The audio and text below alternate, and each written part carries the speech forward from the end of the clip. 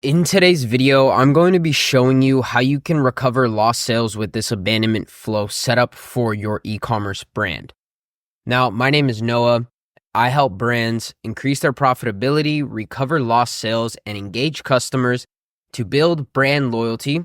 And I've done this all over the past 12 months by optimizing email design, writing engaging email copy, and creating retention strategies. I design emails like this one here, this as well, this one too, this, and like the rest of these 60 plus emails in my portfolio. Now, a problem with most e-commerce brands is that around the holiday season, they tend to see a lot of abandoned carts in their Shopify dashboard. Now, they go crazy on their conversion rate optimization team to find out how to get people to purchase once they add it to their cart. And the reason for this is because typically they think that their checkout page has something to do with it, when in reality, it's nothing to do with the checkout page itself, but rather the education on the products themselves getting to the customers. Again, 80% of the time, this is going to have to do with nothing about your checkout page, and it's actually going to do with how you have your email marketing system set up. And another key thing is that most e-commerce brand owners believe they have an abandoned cart and abandoned checkout, which in reality, they only have one, and this is because they are not the same thing. Abandoned cart is meant to trigger when someone has actually added something to their cart, but they did not start checking out. And abandoned checkout is meant to trigger when someone has added something to their cart, they started checkout, but didn't finish putting in the details to make a purchase complete. In this guide, I'm going to show you how $100 million per year e-commerce brands leave no dollars on the table with abandoned products. So first, we need to kind of understand where we are coming from when we talk about how exactly we're going to do this and how it is going to actually be automated for us so that we don't have to spend a lot of time in the system itself. So as mentioned above, this is supposed to be automated through your email sending provider. Now, we set those up to auto-enroll customers in a flows depending on what action they took. So in this case, that's going to be when someone has added a product to their cart, but they did not start checkout. Or in the other case, they started checkout, but they did not complete their purchase. So note, again, these are two different things and will call for two different automations. So it's important that we really hone in on the difference between abandoned cart and abandoned checkout. So now we need to understand sort of each flow now that we know that it's going to be automated through our email service provider, which is Klaviyo, MailChimp, Brevo. Depending on what you use, this will vary, but the basics of this whole guide is still going to apply no matter what service provider you're using. So the abandoned cart flow, which you may or may not already know about this flow, without a doubt is going to be one of the most important flows for really any sort of e-commerce brand. No matter how big or small you are, it's crucial that you have this in your brand. And the main purpose is this flow is to remind the customers of the items that they actually had inside of their cart. And we want to push them to the next step of the funnel, which is to begin their checkout. And now the abandoned checkout flow, this flow really kind of builds off of abandoned cart, as this is meant to be the second and final step before we turn someone into a paying customer. Now, the main purpose of this flow is to remind customers that they didn't complete their order and to get them to take that final action of completing their order.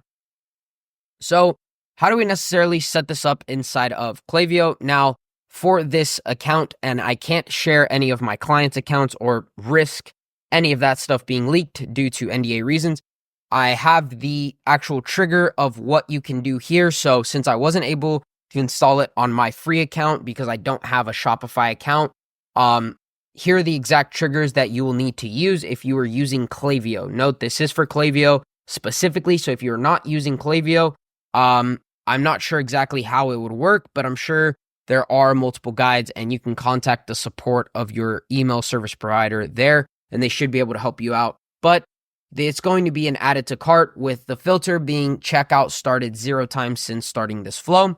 and placed orders 0 times since starting this flow and has not been in this flow in the past 30 days. So here's a quick video that you can watch going over just how to set this up for yourself. And really, what I really want to dive into, and this is going to be the most crucial part of the guide, is the strategy for actually recovering more sales. Now, when it comes to abandoned cart, it's just like any flow. When coming up with a strategy, we need to understand where the customer could be at potentially in their journey here. Now, for abandoned cart, at this stage, people are primed to purchase and they're almost there. We almost have them across the line, but something is holding them back. So we need to answer an unanswered objection that they currently have. And in this particular phase, it can be things like price, trust. It's not really a need, how long it will take to arrive. So they don't want to buy something if it's going to take 2 weeks to arrive. What happens if they don't like the products? Do you have any returns, money back guarantees, things like that? So creating emails around reminders that, hey, you left something behind, social proof, such as reviews, featured in, or endorsements, is going to be a crucial key here. FAQs, so frequently asked questions about your brand, specifically about a certain product, is best if you can conditionally split that. And then a discount is optional, but it helps overcome objections because sometimes people just don't see the value in your product just yet. They may think $30 is expensive, but if they got it for maybe $20 and they found actual real value, they wouldn't mind paying $40, double the price later on.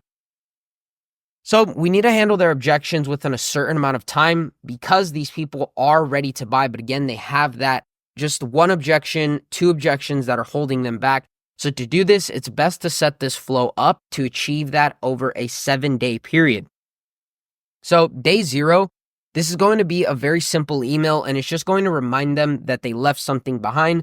Show their item using a dynamic section inside of Klaviyo. This is not hard to set up. And give some unique selling points on why they should choose you, why your brand, right? Then day 1 is going to remind them of the product that they left behind. And here's where we get into the handling objection phase. We want to show some more unique selling points, but further in depth. Now, this is going to be like what your products are made of, the quality, and things like that. We're going to give a small incentive because it can go a long way for completing this flow. For example, something as simple as free shipping, $5 off, or even 5% off. Then day 2, we're going to remind them of their product, again, that they left behind. All these emails will have that. And we are going to show some reviews that handle certain objections in them. For example, this product was amazing and arrived fast. That handles a shipping objection. And you should also include some sort of social proof from endorsements or mentions in press. Now, another good review is going to be the quality of your product. If there is a review from someone that says this product is very strong quality, it's made out of fine wood and not cardboard, that handles a quality objection, right? So we really want to frame objections in the ways that customers can answer for them, because it makes it more relatable to the actual person that is on their way to buying. Then day 4, so we're going to skip a day. We're going to remind them of a product that they left behind again, but this time we're going to answer any frequently asked questions that we get from customers. And the main important part here is do not make these up, because if you do, it's just not going to be as effective as it typically would. So typically the founder can answer these.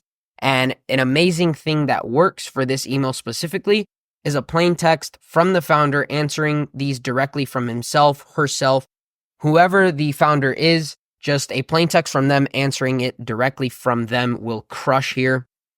And then day 6, we want to remind them of their product that they left behind. So increase the incentive that you gave originally. So if you had given 5% off, increase it to 10% off.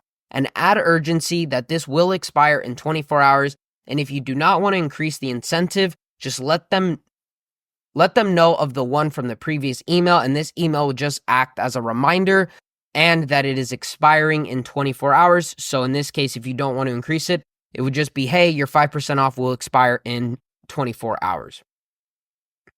And then day 7, remind them of the product that they left behind one more time. And then this time you're going to add more urgency and let them know this is the final chance to redeem. no extension because they've already had 2 reminders. So again, final chance, get it before it's gone type of deal. And examples of emails for abandoned cart are some like these. Again, super simple emails. It does not need to be hard at all. Still thinking it over, we're holding the items you left in your cart, but don't wait too long, order today. It shows the product that they were looking at or that they added to their cart, and that is literally the email itself. Same thing here on the right from MCM. You left something behind, and then it has a little button, return to shopping bag, or you can start checkout. Now, the strategy for the abandoned checkout method is going to be very similar, and it's because these people are they're still in the same part of their journey, right? Chances are they have an unanswered objection that we need to handle. So therefore, with just like any flow, again, we need to understand where they are specifically in this part. So now that we moved them down further in the funnel, people are primed to purchase. They know everything they need to know, but they still have that objection holding them back. And this is where they are the closest to being a purchasing customer. Now, again, this is going to be a trust issue price, not really a need. How long is it going to take to arrive, such as they have questions, and what happens if they don't like the product? So again, returns, any guarantees that you may have. And again, going to be the same thing here. Reminders, social proof, FAQs, discounts are going to help overcome those objections. So again, we want to do this over a 7-day period because that is the time that they are primed to buy. The further we wait, the harder it's going to be to get them to convert. So again, day 0 will just be a very simple email, and it's going to remind them that, hey, you didn't complete your order. Show them their items that they had actually when they started their checkout using, again, a dynamic section inside of Klaviyo, and give some unique selling points on why they should choose you. Why is your brand unique, and why should I choose you? Day 1, remind them that they didn't complete their order again and show them the product. It's very important that we show them their product in every single email. And here's where we're going to get into handling the objections. So you're going to want to show some more unique selling points, but go further in depth as to why you're unique. This can be what your products are made of, the quality, and then again, giving a small incentive here goes a long way for completing this flow. If you did want to push the free incentive further back, you can as well. And then day 2, we're going to remind them that they did not complete their order again, show them the product, but this time we are going to mix it up and show some reviews that'll handle objections in them. For example, this product was amazing and arrived fast. Again, handles that shipping objection. I know I included that twice, but it is because it is crucial that we ingrain the fact that your reviews need to handle a objection. So include some social proof from endorsements or mentions in press. You can be a simple banner or even just a small review from like a doctor, or maybe from if you have one of the Kardashians that wear your clothing or endorse it, include that in there as well. Day 4, we're going to again remind them they did not complete their order and show them the product. Answer any frequently asked questions from customers. Again, do not make these up. It will not be as effective. And again, it is optional to make it a plain text from the founder answering the questions directly from whoever the founder may be. And then day 6 is just going to remind them that they did not complete their order, and then you're going to show them the product again. It is very crucial, and yes, it is repetitive, but people need to be reminded more times. So increase the incentive that you gave them, add urgency that it will expire in 24 hours. And again, if you do not want to increase it here, just let them know that they only have 24 hours off of the original incentive that you gave in the beginning. And then day 7, remind them that they did not complete their order again. Now this time is going to be the last chance to redeem their coupon. Again, you're going to do no extensions. They've already had multiple reminders, but this time we're going to add a little bit more urgency to it and kind of say, hey, this item is going to be put back on the shelves and you're going to lose your cart if you do not purchase. Complete your order here. And so some examples of this would be here on the left from Pulp and Press. Oops, did you forget something? And then waiting for a sign. This is it. Uh-oh, your cart's going to expire soon. Hence, just like what I mentioned. And you get 30% off your order while supplies last. Promotion will be automatically applied if you do that. If not, just give them a code. Don't miss out on the best sell of the year. And then it's going to be the item that they actually had in their cart. And then food 52 over here on the right. Your cart called. It's hoping for you. You'll come back and see it. The goodies you love are there waiting for you, but they won't be forever. Visit your cart, your little somethings, and it shows and it reminds them of their cart and the items that they actually had. So the results, if you implement everything in this guide, I can guarantee that you'll start boosting your recovery for lost sales. And this is the exact build I use with all my clients, as well as it being used by $100 million e-commerce brands. The work is in the doing, and if you skip even one little thing throughout this guide, it's too extensive, and you believe that it's not necessary, it's not going to work. So if you're an e-commerce brand owner, I will build you a pop-up form that will increase your list growth by 30% and a welcome flow that will outperform your current one and lower your cost per acquisition in 30 days. We will split the traffic 90% to your current setup and just a small 10% to mine. And if it doesn't beat yours, you will get 100% of your money back, all in a written agreement with absolutely zero funny business. For more information, you can schedule a chat on the next slide, which I will leave a link in the description for this guide and document that you can get yourself. So that's going to conclude the video there. If you did like this video, I'd appreciate it if you can drop a comment on what I should make next for the next video. Drop subscribe, hit the like button, and I'll see you guys on the next one.